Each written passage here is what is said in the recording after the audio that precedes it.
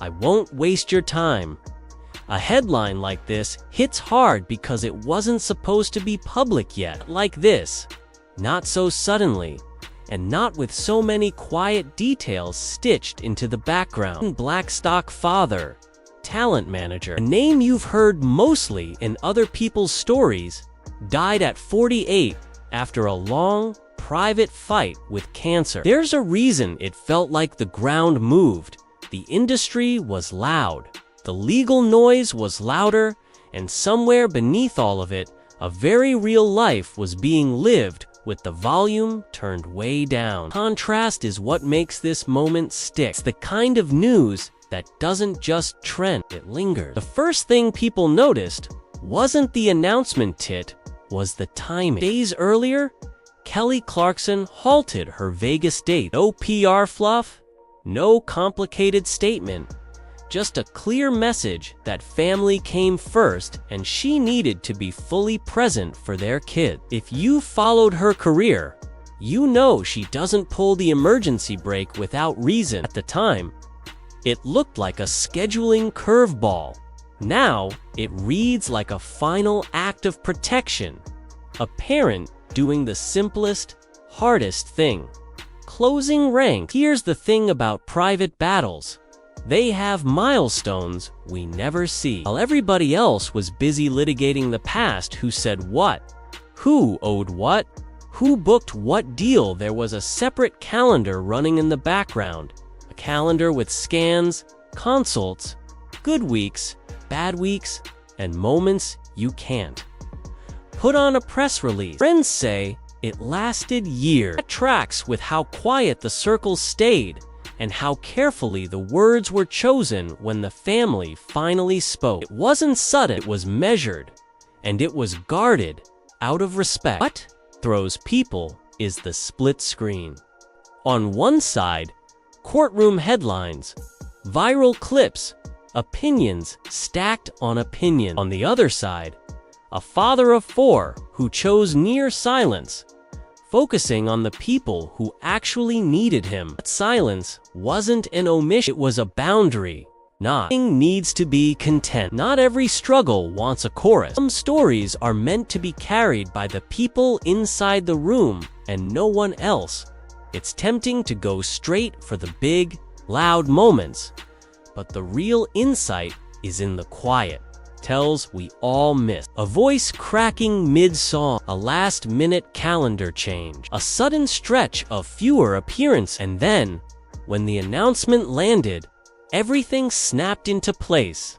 The internet, of course, asked for more detail. The answer is the one that doesn't try to fill every gap. There's another layer here, the career machine that shaped how many people first learned his name. Brandon worked the phones, not the front rows. Starstruck, Nashville, artists you know by one name. If the spotlight is a stage, a manager's job is the scaffolding, the stuff you never see unless something goes wrong. That world is built on trust, long memories, favors owed, and weekend calls. It's a small club, and he came from one of the families that helped build it. That network is going to feel this loss in ways fans will never fully see, because the relationships in that scene aren't just transactional. They're years of late-night strategy, back of house fixes, and loyalty that doesn't make it into the credits.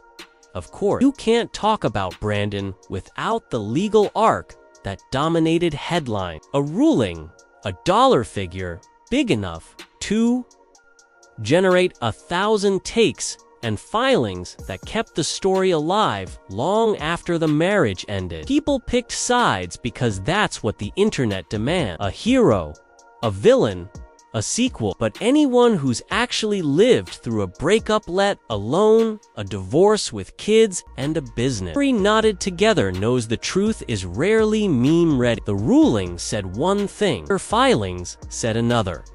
Eventually, the temperature. Papers were dismissed and life kept going, because that's what life insists on doing. Meanwhile, outside the courthouse and off camera, a different battle had nothing to do with the last decade's contracts and everything to do with the next month's hope. We'll hear talk about Montana, about retreats from the noise, about a simple routine that looked like normal life, family around, light on the horizon, privacy intact. These are the details that don't trend because they aren't designed to. Walks, meals that live only in memory. If there's a lesson here, it's that the ordinary becomes precious fast. Not the awards, not the credits, just the quiet. And for a man whose work revolved around managing other people's moments, maybe the most fitting final chapter was one without an audience. What complicates the narrative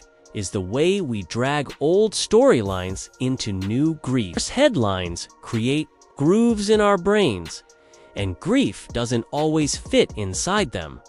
People asked the wrong question. Will the legal stuff change? What about the show? Should this shift how we feel about songs written years ago? The better question is gentler. How do kids process something like this when the world keeps asking them to do it loud? There's a reason the language around the announcement was careful and spare. Not because there was nothing to say, but because the words weren't for us. There's also the matter of cause. Some outlets spelled it out, others left it broad.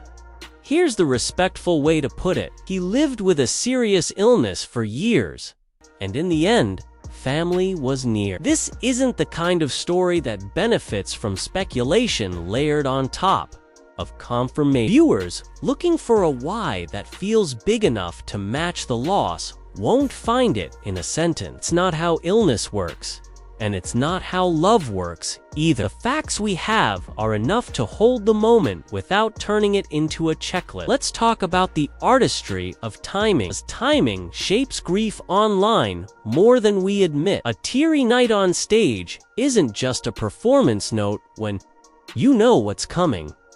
It becomes a breadcrumb, a clue we retroactively inflate into a message. But if you've ever had to carry bad news you can't yet share, you know how that weight affects everything.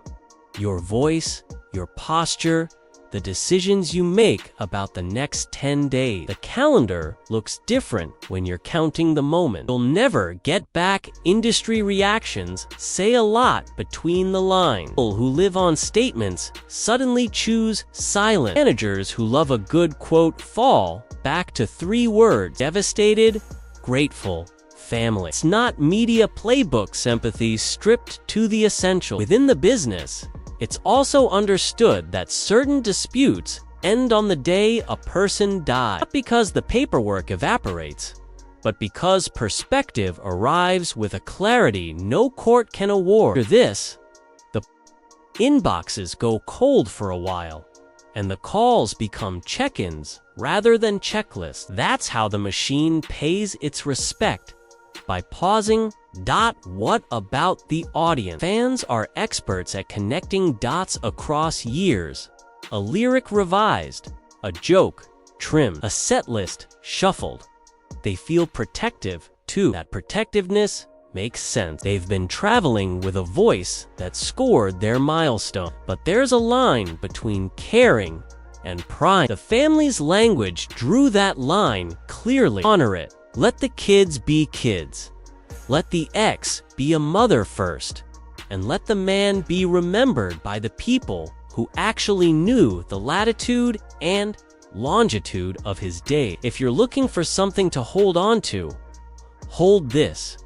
He wasn't just a headline attached to someone more famous. He was a person with a timeline that doesn't begin or end in a courtroom or a chorus. He had a complicated, sometimes controversial, sometimes admirable career in a business where the gray areas are where most of the work gets done. He made calls that changed artists' calendars and bank accounts. He made calls that people disagreed with fiercely. Both can be true at once. Both can live in the same story without canceling each other out. People will ask if the legal chapter caused the public to respond a certain way. Maybe It's hard to unhear the loudest story in the room, but loss has a way of washing the chalkboard clean. Even those who were most vocal about the disputes will often, privately, choose compassion over commentary. That shift doesn't erase anything. It reframes it. You can understand why a ruling happened. You can critique business decisions, and you can still feel the heaviness of a father's death. Real life doesn't stick to the simplicity of team. Cheersies. It's also worth acknowledging that different people will grieve different versions of him. Family will remember the quiet rituals and the soft routine. Colleagues will recall the calls at midnight and the deals that almost died until they didn't. Fans of the artists he worked with will graft their feelings onto. Whatever they know may be a behind-the-scenes anecdote, maybe a rumor, maybe nothing at all except a lingering sense that someone important to the music they love is gone. All those versions are snapshots of a bigger picture we'll never fully assemble, and that's okay. There's an old rule in storytelling: save something for the end that changes how the beginning felt. Life did that on its own this time. The moments before the news, the choked-up lyric, the altered setlist, the sudden cancellations now feel like a prologue we didn't realize we were reading. That shift is emotionally expensive, also human. We reframe, we reinterpret, we forgive ourselves for not recognizing the breadcrumbs because we weren't supposed to. The point of keeping a battle private is that the public doesn't get a vote. If you came here for gossip, that's not this video. If you came for a fuller, more respectful picture, here it is. A man with a reputation that sparked debate. Career that influenced stars, you know? A complicated history that the courts tried to translate into number, and a final chapter that belonged only to the people in the room. The combination is hard to hold because it refuses to be one thing. It resists clean narrative. Life usually does. So what do we do with the echoes now? We let them fade on their own. We don't rush the family updates or try to predict anyone's next move. We sit with the fact that the internet is fastest when it should be slow. We accept that not all questions deserve answers just because we can ask them. And we remember that compassion is louder than commentary, even when commentary pays better. Here's what I hope sticks after the timeline scrolls past. The industry will craft its tributes. The family will find a rhythm that works in a world that now sounds different. And the audience said the people who only knew him through the periphery will practice restraint. Not because we're told to, but because this is one of those moments where restraint is actually a form of respect. It's wild that we have to say that out loud in 2025, but the algorithm doesn't teach nuance. People have to dot in the coming week. You'll see the usual compilations, throwback photos, on the commentary. You'll hear theories about what this means for this project or that show. None of those takes are the story. They're just the noise the story generates. The story is simple and heavy. A father is gone. A family is grieving. An industry nods, goes quiet for a beat, and then gets back to work. Because in that world, the show must go on has never been a slogan, it's a survival trick. But going on doesn't mean forgetting. It means carrying forward with a little more softness than we had yesterday. If you're still looking for a single, memorable line to carry with you, try this one. Public lives still have closed doors. That's not a request, it's a boundary. And the best way to honor someone who chose privacy in a loud time is to keep honoring it after the headline fades. Light a candle, send a kind message if you know the family, or just hold your people a little tighter tonight. That's the only call to action that matters here. and if there's any curiosity left about the songs that will now sound different. That curiosity is fair. Our connections to music evolve as we do. Lyrics gain layers, old melodies develop new meanings, and performances you thought you understood take on a softer glow. That's the beautiful, hard gift of art. It keeps growing, even when the people who inspired it stop.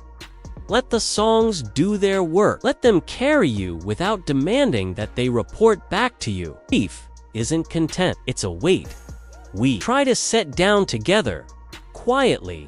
In the end, the most honest summary is the one with the fewest adjectives.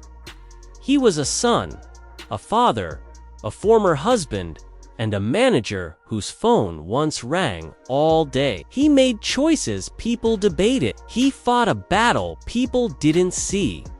He died surrounded by family.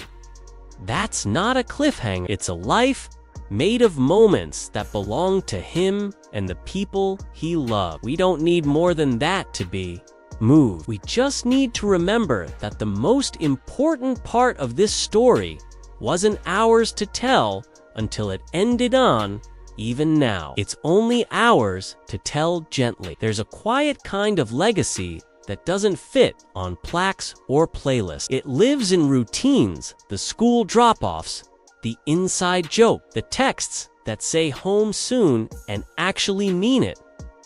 That's the legacy that matters now, not the headlines, not the comment wars. The ordinary becomes the heirloom. When the noise fades, the small things are what stay. People will try to map meaning onto every detail, because that's what we do when something feels too big. We reframe old interviews, pull hidden weight from old lyrics, and squint at timelines as if they're treasure maps. But not every moment hides a message. Sometimes it's just life in motion, carrying a weight we couldn't see yet. If anything, the absence of spectacle here is the point. The choice to keep the circle small was itself the message. There's also space now for grace for the mistakes and the sharp words and the days that didn't go right. Grace for the negotiations that got messy and the decisions that didn't age well. Okay, grief is not an eraser, but it is a mirror. It shows us what actually mattered and what never did. The mirror is kind if we let it be. In a business obsessed with receipts, this story ends with none. No victory lap, no told you so. Just the understanding that the most important work he did can't be tallied on a spreadsheet. It's in the people who loved him and the people who learned from him. And the people who disagreed with him and still feel the loss anyway. That's adulthood in its truest form. Complex, contradictory, and ultimately human. If you're watching this and feeling a knot you can't quite name, call someone who loosens it. That's not a dramatic gesture, it's a practical one. You don't have to have the perfect words. You just have to show up. We underrate showing up until it's too late, and then we realize it was the whole assignment all along. There will be a day when this headline stops trending. That day will be good. Not because the story didn't matter, but because healing prefers the quiet. The family will find their new normal. The industry will shift its calendar a little, and the rest of us will carry the reminder that privacy is a form of love. The internet doesn't teach that.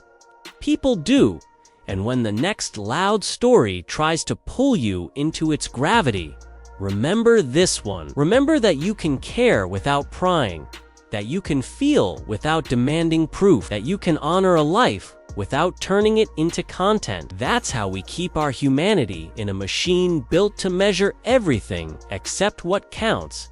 So, we'll close gently. A father is remembered, not for perfect choices, but for real presence. A family holds on to the hours that mattered. A chapter turns without applause. If you needed a final thought, let it be this: hold your people close while you can, and let the rest be quieter than the timeline wants. That's not a resignation, it's a decision. Sometimes it's the bravest one. There's a stretch of days after a loss when time feels uncooperative. It won't speed up, and it refuses to stop. The calendar marches, but the hours won't behave. In that in-between, people learn the choreography of showing up. They cook, they drive, they answer texts with "here" if you need anything, and mean it. None of it fixes the unfixable. All of it makes the wait a little less lonely. Grief also edits the past in softer ways. Arguments lose their sharp edges. Okay, small kindnesses glow brighter than they did the first time. Okay? You remember the joke he told in a crowded kitchen? And the way it broke the tension for everybody.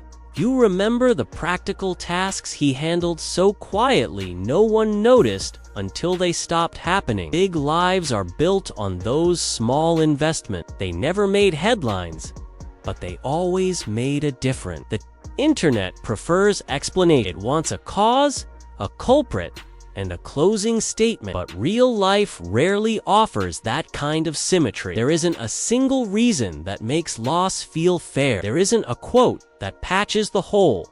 People still try, because searching for neat answers feels like control. The truth is messier and kinder.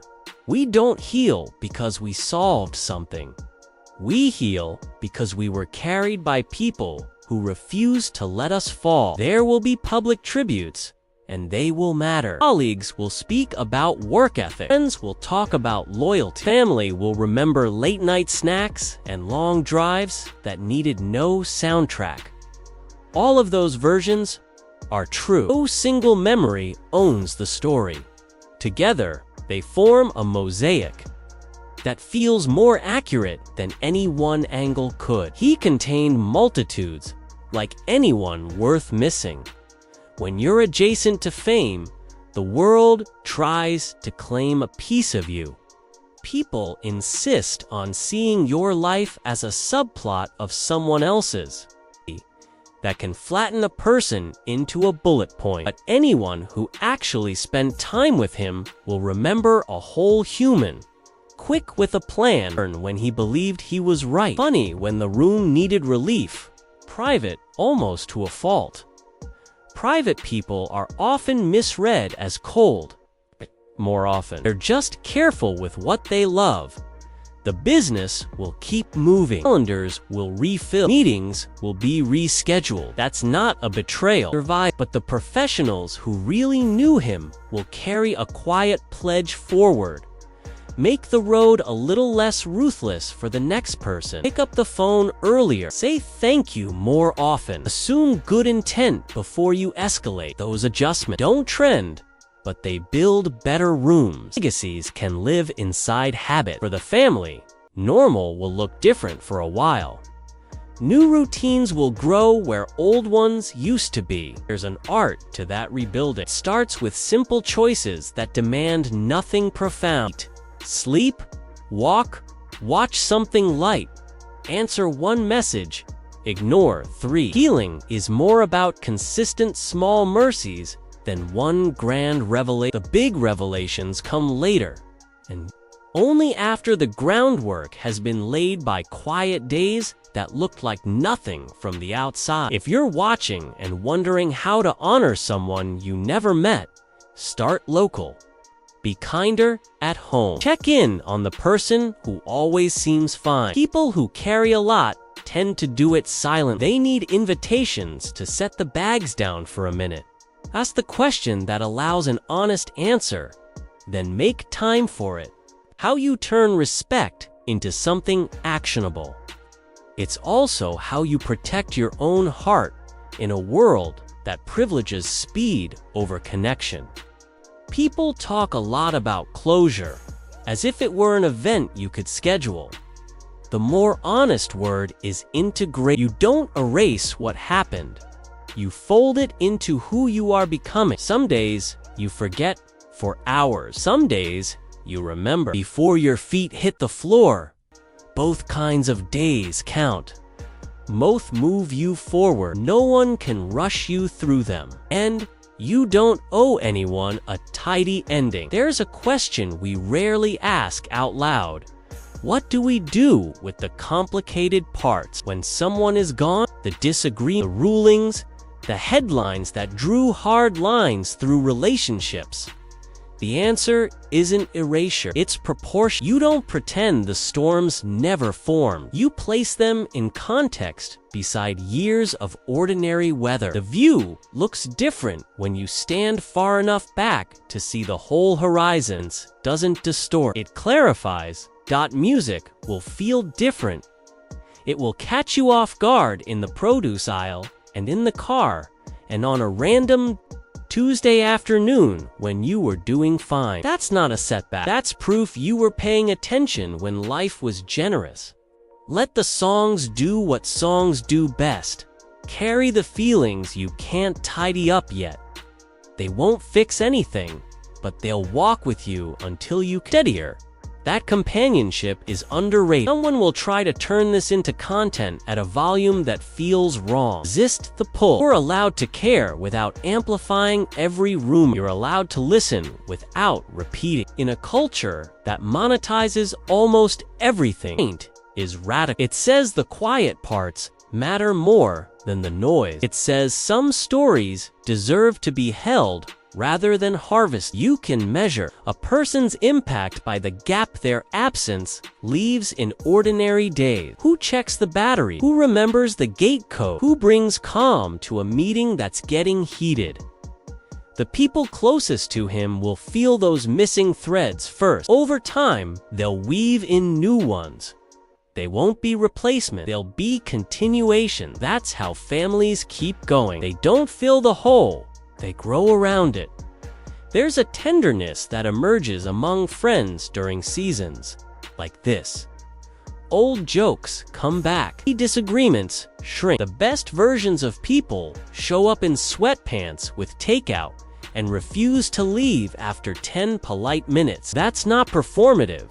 It's practical love. It's the kind that changes a room without asking for credit. He would recognize that kind immediately. He built parts of his life on it. Let's be honest about regret. Everyone has some. We think of the call we didn't make, the message we meant to send, the conversation we postponed because we assumed tomorrow was guaranteed. Regret is stubborn. It keeps receipts. But regret can also be a teacher if you let it be. It can push you to act sooner, apologize faster, and say the simple, brave words while you still can. Nothing redeems loss, but growth keeps it from being wasted. If you're parenting through this, you already know the job got heavier. Kids don't grieve on a schedule. They bounce between laughter and questions and sudden quiet. Meet them where they are. Tell the truth at their level. Remind them they're allowed to feel everything and still have a good day. Steadiness beats perfection. The goal isn't to fix their sadness. It's to make sure they never carry it alone. There's a kind of courage in privacy that people underestimate. It isn't secrecy. It's stewardship. I will share what's mine to share, and I will protect what isn't. That boundary can look cold from the outside until you've needed it yourself. Then it looks like wisdom. He seemed to understand that distinction instinctively. In a world that rewards oversharing, he chose something quiet, and that choice deserves respect. As the first wave of attention fades, the second wave begins. The paperwork, the logistics, the countless tiny tasks that follow a headline. None of those tasks make sense emotionally, but they all have to get done. People step in. They handle what they can. Good Circle operates like that. No speech, just action. If you've ever been inside a well-loved family, you know the rhythm. It looks like ordinary competence.